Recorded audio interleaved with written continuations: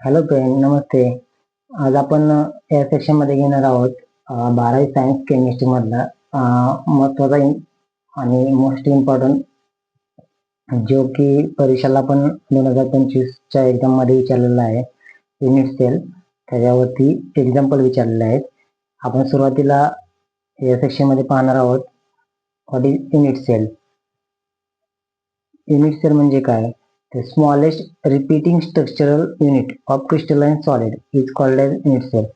म्हणजे लहानातला लहान भाग रिपीटिंग स्ट्रक्चरल युनिट, एकसारखेच रिपीटिंग स्ट्रक्चरल युनिट आपल्याला दिसतात.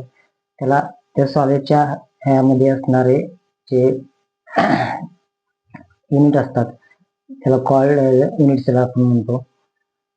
तर या युनिट सेल मध्ये आपल्याला एक महत्वाचं क्वेश्चन आहे ते आपण पाहणार आहोत. त्याच्या अगोदर आपण relationship between molar density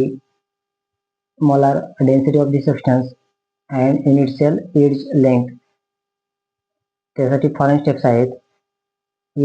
age of the length of cubic unit cell is a. The value of the unit cell is the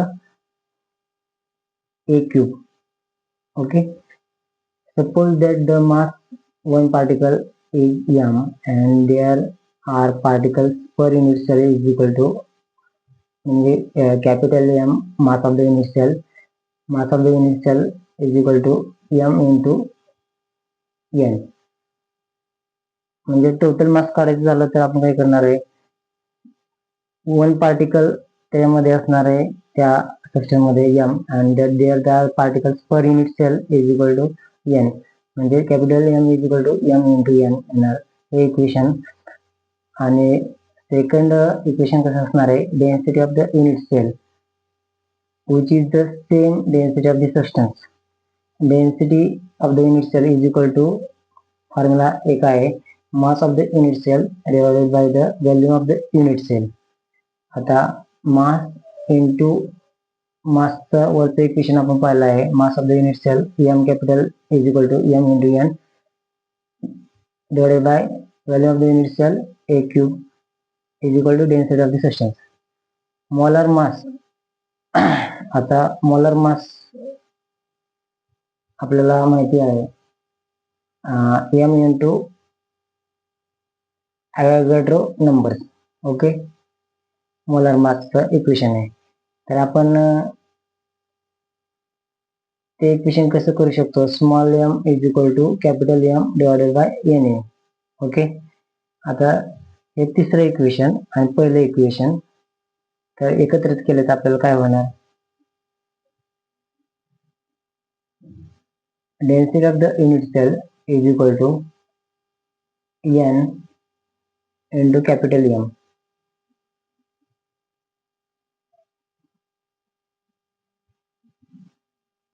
divided by a cube आणि ॲव्होगाड्रो नंबर. आपण काय केलंय, ते कंबाईन इक्वेशन करून त्याच्यामध्ये तिसरं equation capital M small m is equal to capital M divided by Avogadro number हे equation add केलंय. ओके, आणि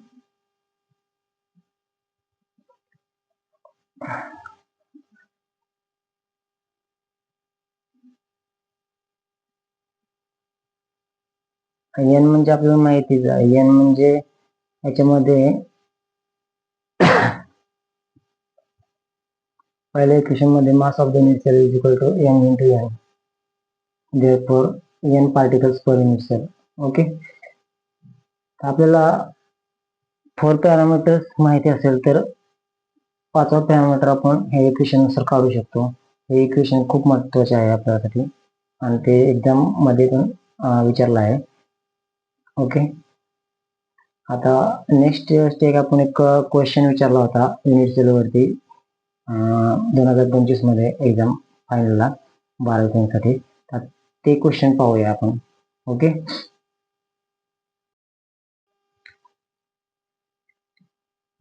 हॅलो फ्रेंड, 12वी सायन्स बोर्ड एक्झाम 2025 मार्च मध्ये हा क्वेश्चन विचारला होता.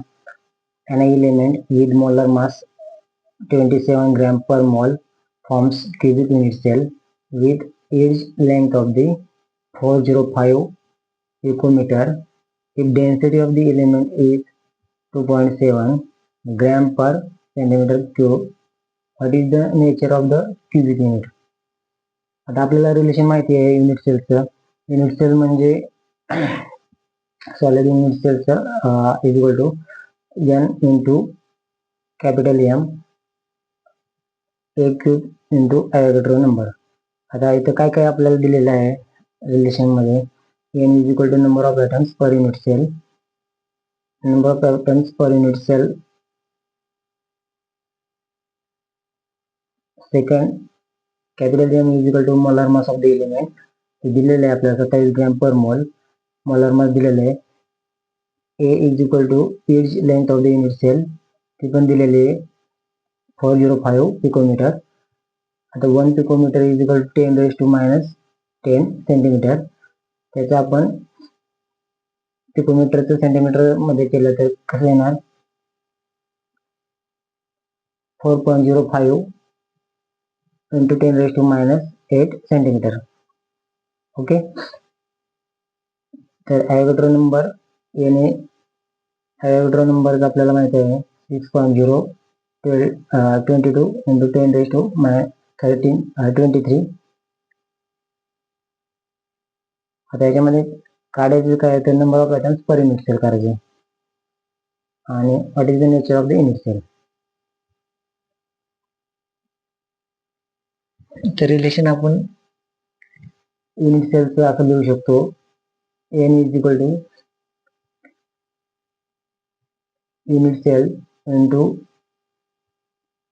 Age length cubic A3 into Avogadro number divided by molar mass.